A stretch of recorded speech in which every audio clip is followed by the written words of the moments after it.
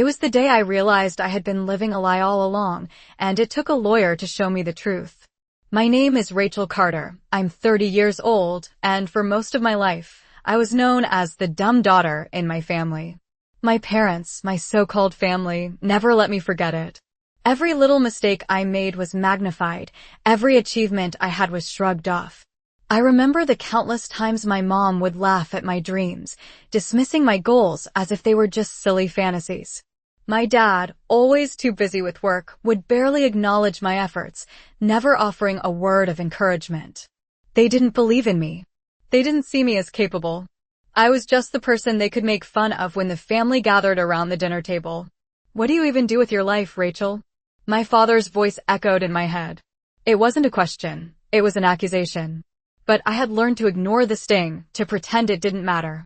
I stayed quiet, kept my head down, and did what I could to stay out of their way. But what hurt the most wasn't the mocking words, it was the constant feeling of being invisible in my own family. No one ever took me seriously. No one ever thought I could accomplish anything meaningful. I had spent years trying to prove myself, trying to show them that I was more than just the punchline of their jokes, but it never worked. The more I tried, the more they belittled me.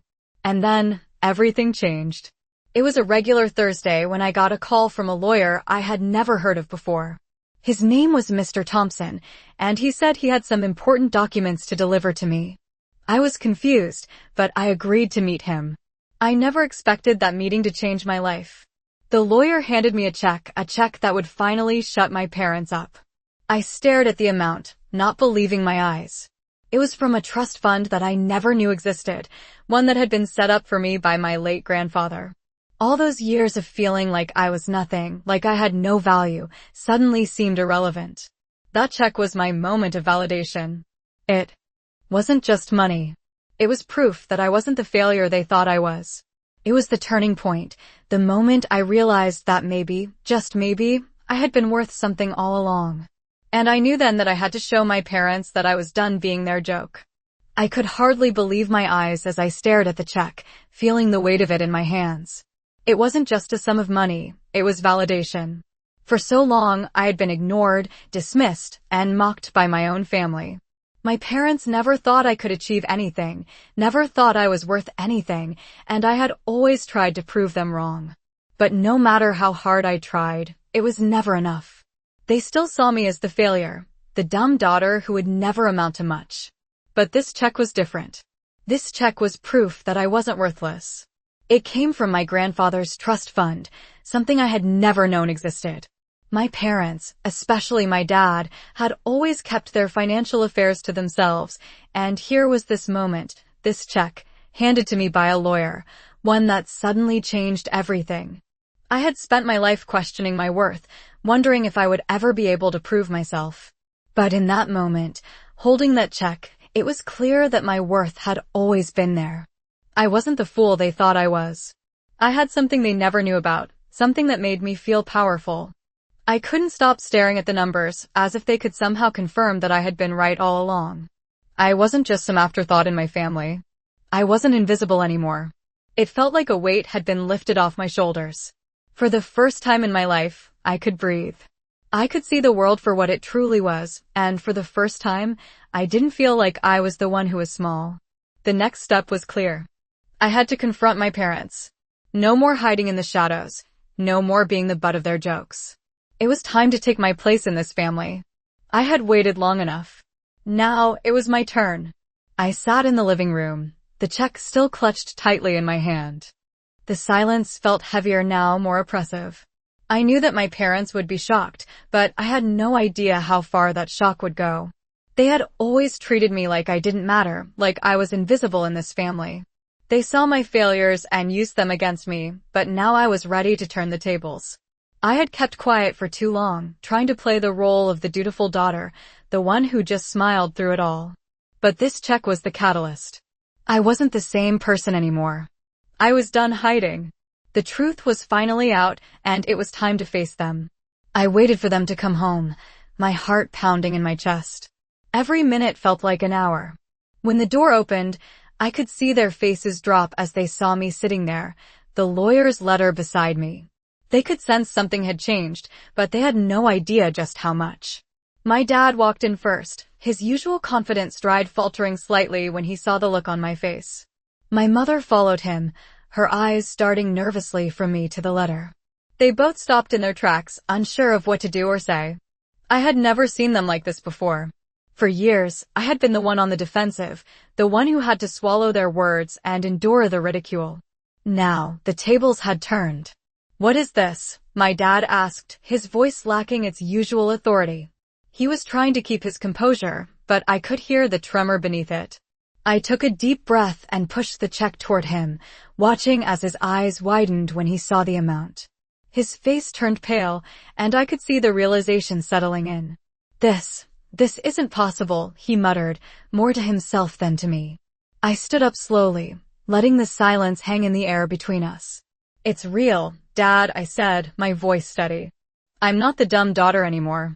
I'm not the one you can ignore. I've been worth something all along, even if you never saw it."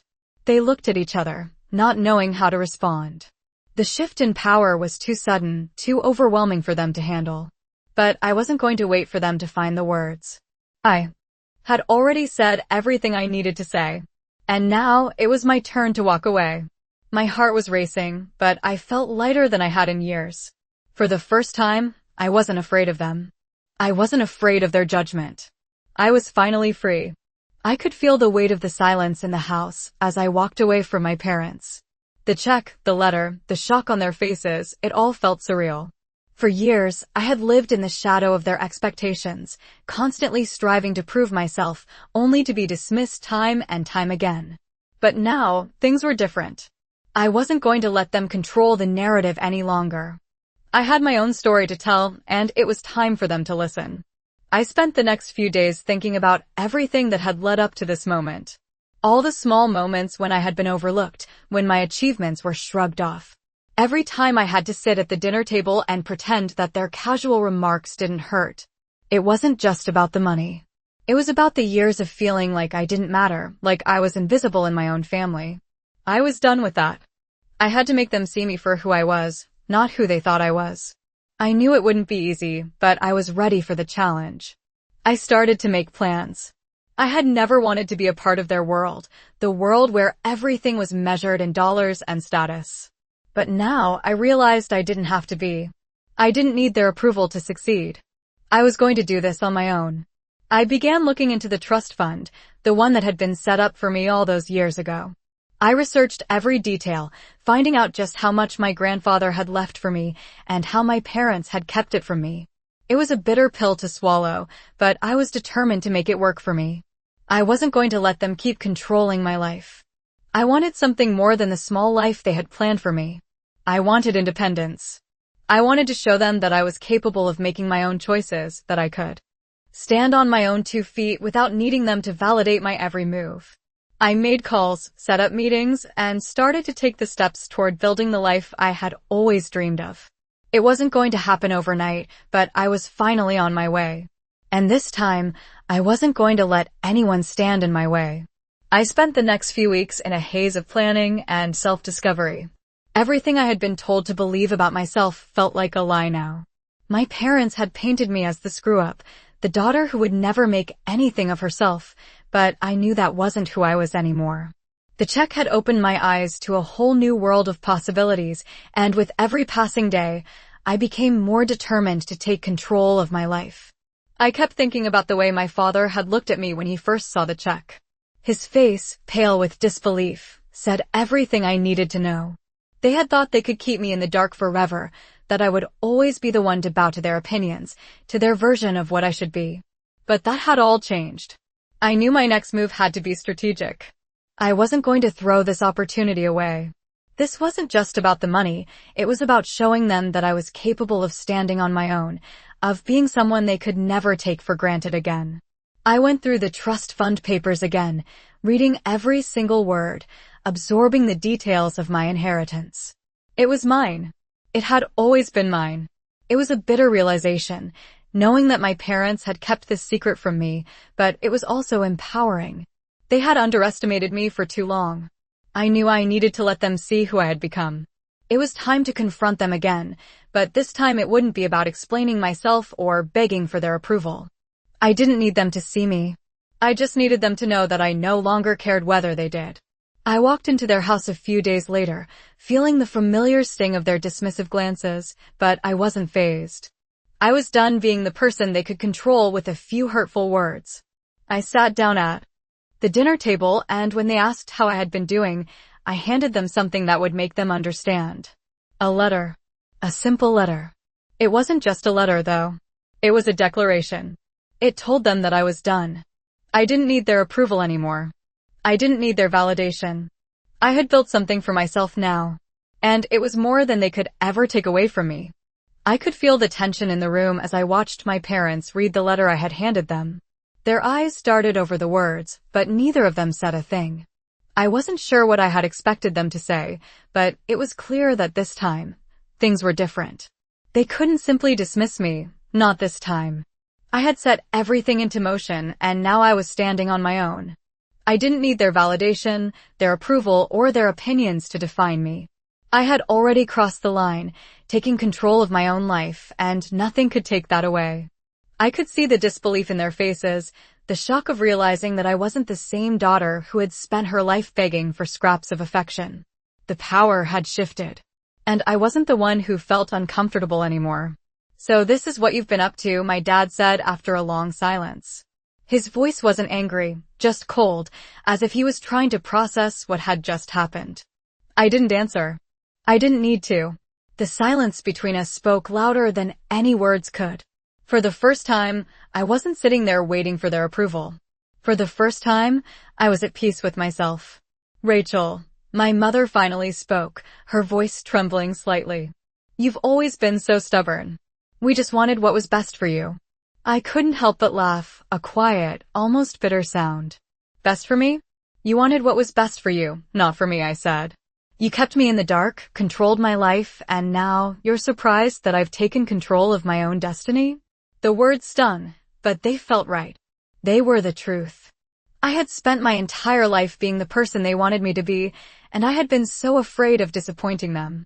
But not anymore. I had my own path now. "We just wanted to make sure you were safe," my dad said, his voice softer now, but I could see the cracks in his facade. He was trying to make excuses, trying to justify everything they had done to me. Safe? From what? From living my own life? From being who I am? I shook my head, almost in disbelief. I'm not a child anymore. I'm not the dumb daughter you've always tried to make me out to be. I've figured things out on my own, and I'm doing just fine. There was nothing else to say.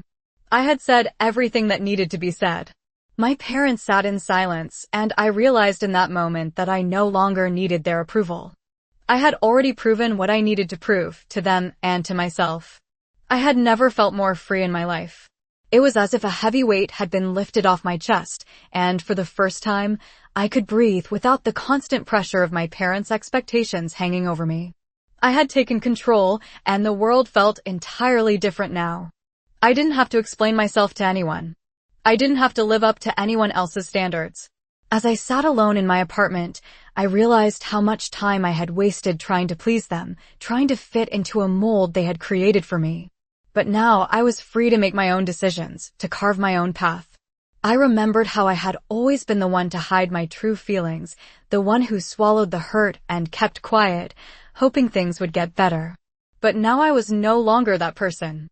I had learned that silence and compliance didn't protect me, they only kept me small. I took a long breath and looked around at the space I had built for myself. It wasn't much, but it was mine. The apartment was simple, but it felt like a sanctuary compared to the coldness of the house I grew up in. It was a small victory, but it was mine, and it was everything. I thought about my parents, about the way they had tried to control my life, manipulate my choices, and make me feel like I wasn't enough. It had been easy for them to do that as long as I had played along, stayed quiet, and never challenged their authority. But now that had all changed.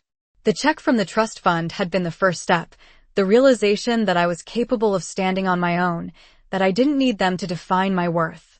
It wasn't just about the money, it was about the power that came with it. It was about taking what was rightfully mine and refusing to apologize for it.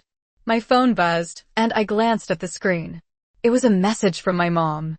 I hesitated for a moment before opening it. The message was short and to the point. "We need to talk, Rachel. Can we meet?" I stared at the screen, the familiar sting of their attempts to control me creeping up again. But this time, I wasn't afraid. I didn't need their approval. I didn't need to meet them to explain myself. I was done seeking their validation. With a quiet determination, I typed my reply, "No, Mom. I don't need to talk anymore. I've moved on." And, just like that, I felt the last of the chains that had bound me to them snap. I was free. The world was mine to explore, and no one could take that away from me. I didn't expect the message to affect me as much as it did, but there I was, staring at my phone, still feeling the weight of their words even after everything that had happened. I had taken the step of freeing myself from their control, and yet, here was my mom trying to pull me back into the same web of guilt and manipulation. The message, though short, had somehow reignited that familiar feeling of being obligated to them, to their expectations. But I wasn't the same person I had been before. I had learned to value myself, to recognize my own worth, and I wasn't about to let them undo that progress. I put my phone down and took a moment to gather my thoughts. The space around me felt calm, serene even, but inside, I knew that this was a turning point. It was time to make my boundaries clear. I had come so far, and I couldn't let my past pull me back. My parents had always seen me as someone who would eventually cave, someone who would ultimately come running back, apologizing for not meeting their standards. But not this time. I wasn't going to keep seeking their approval, especially when I had already proven to myself that I didn't need them. My mind wandered back to that dinner table, to the way my dad had looked at me, unsure of what to say. It was as if he had finally seen me for the first time, not as the child he could manipulate, but as an adult who was capable of standing up for herself. That realization, though painful, was liberating. I couldn't keep being the daughter they wanted me to be. I had to be the person I had grown into. So, I made a decision. I wasn't going to meet them, wasn't going to engage in the same old cycle of guilt trips and false apologies.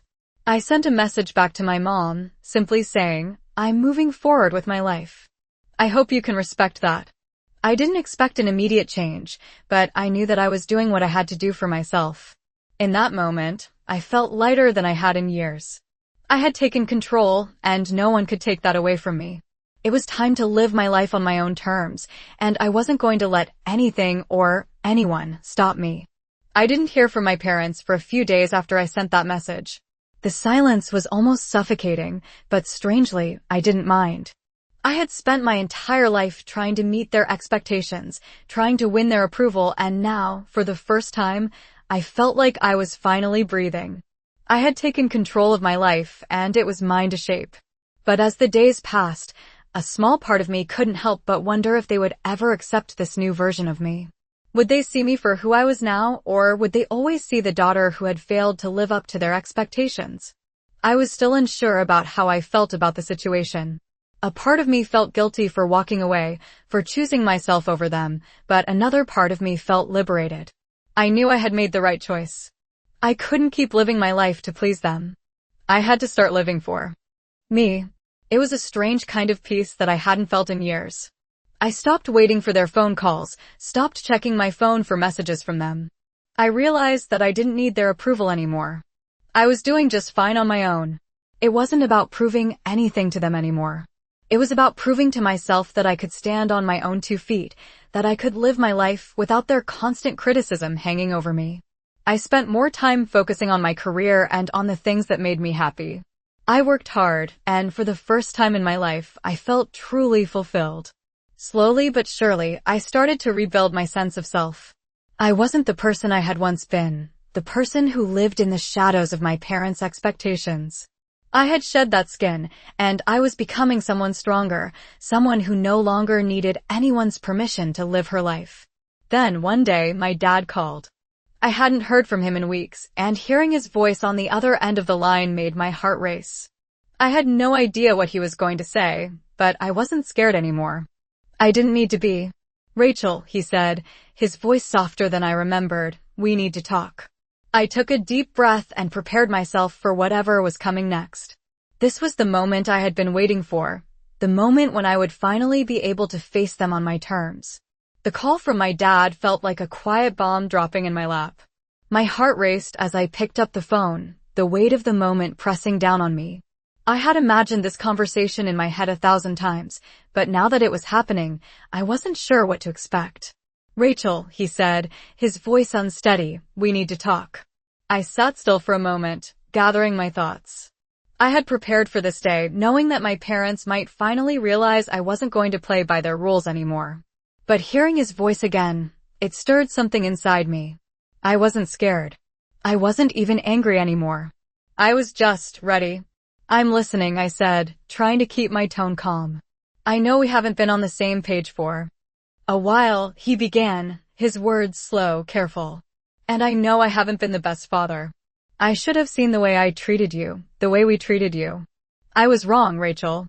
I let his words sink in, but they didn't have the impact I thought they would. It wasn't the apology I had hoped for, but it was something. He was acknowledging it, acknowledging me, for the first time in my life. "It's been hard for me to accept that you've changed," he continued. "I always thought you would be. I don't know, the one who would need us." I could hear the confusion in his voice, but I wasn't here to reassure him.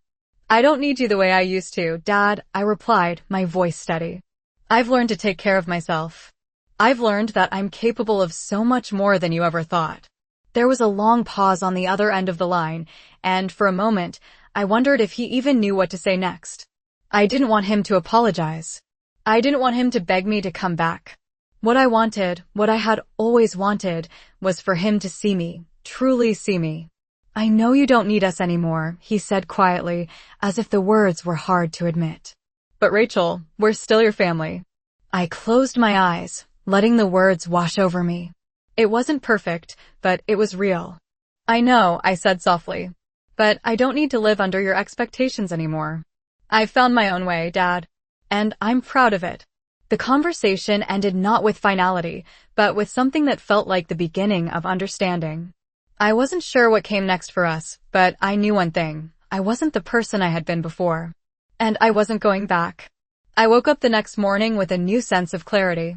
The conversation with my dad had left me feeling strange, but in a way that was different from the confusion I had felt before. It was as if a door had been opened, just a crack, and for the first time, I could see a possibility that I hadn't considered: healing. It wasn't something I expected, but the more I thought about it, the more it made sense. For years, I had held onto the anger and the hurt, letting it define me. I had used it as armor, protecting myself from the family that had always made me feel less than. But now, I wasn't the same person. I had grown, I had found my own way, and it wasn't just about cutting them off. It was about finding peace, whether that meant reconciliation or not. I spent the next few days thinking about what I wanted for my future. The trust fund had given me financial freedom, but the emotional freedom, the peace I had been seeking for so long, was something I was still learning to find. I didn't want to be a prisoner of my past anymore. I knew I had to move forward, not just with my career or my finances, but with my family. The question was how. I wasn't going to return to the same dynamics that had kept me small, but could I find a way to coexist with my parents without losing myself? It wasn't easy. I could feel the old patterns trying to pull me back, trying to make me feel like I had to apologize, to soften who I was to make them comfortable. But I couldn't do that anymore. It was too exhausting, too empty. I wanted something real. So, I started reaching out. Slowly, cautiously, I sent a message to my mom, asking if she'd be open to meeting. I didn't know if she would respond, but I wasn't waiting anymore. I had no expectations. I had already learned that I couldn't change the past, but I could choose what to do with the future. When my mom agreed to meet, I didn't know what to expect, but for the first time, I didn't feel like I was walking into a trap.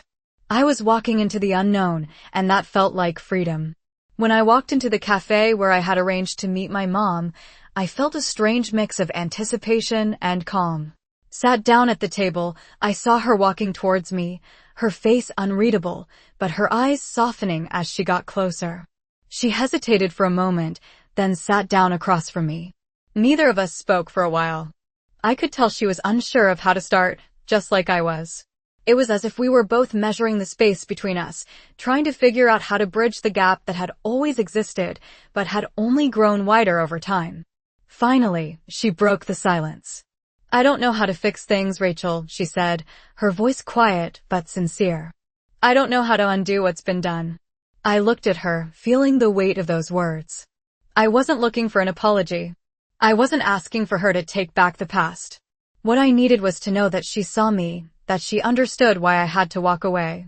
"You don't have to fix anything," I said softly. "I've spent so much of my life waiting for you and Dad to see me, to recognize me. But I don't need that anymore. I've learned to see myself." There was a long pause. I could see the emotion flickering in her eyes, the years of regret, the sadness. I didn't want to carry that weight anymore, but I also knew I couldn't fix everything at once. I wasn't asking for everything to be perfect. I was just asking for understanding. "I think I've always been scared of losing you," she said finally, her voice trembling. "I was so focused on keeping everything together that I didn't see what I was doing to you." Her words hung in the air between us, and I realized that she was finally understanding. It wasn't about fixing the past. It was about acknowledging it, about recognizing the hurt and then moving forward. "We don't have to go back to how things were," I said, meeting her gaze. "But we can start from here. We can try to understand each other." She nodded, her eyes filled with tears, and I knew this was the beginning of something different. Not a perfect solution, but a step toward healing. We didn't need to fix everything in one conversation, but we had made the first real step toward truly seeing each other for the first time. And that, in itself, was enough.